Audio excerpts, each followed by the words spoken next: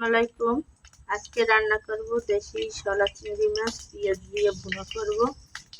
একটা কড়াই দিয়ে বসাই দিলাম, একটু তেল দিয়ে দিলাম, সাজিয়ে দিতেছি,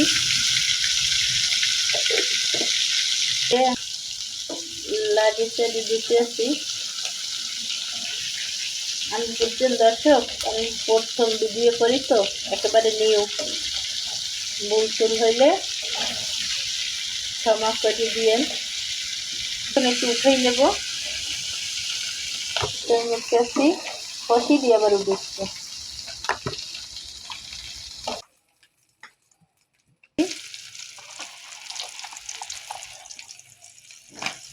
এই তেলের ভিতরে দিয়ে দেখতে আসি, পেঁয়াজটা একটু ভেজে নেব।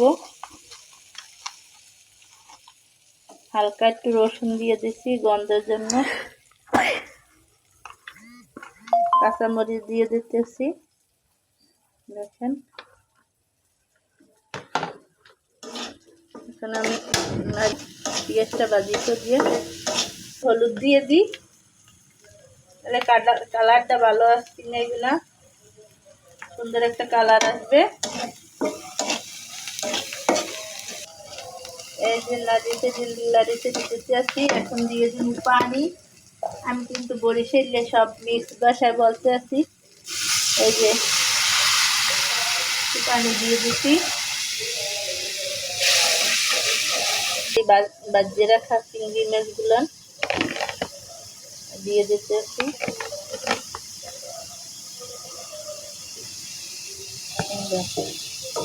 একেবারে আমার পরিবারে অনেক সদস্য সংখ্যা কম।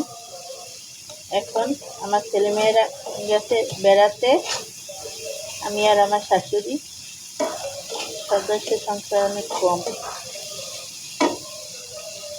একটু পানি দিয়ে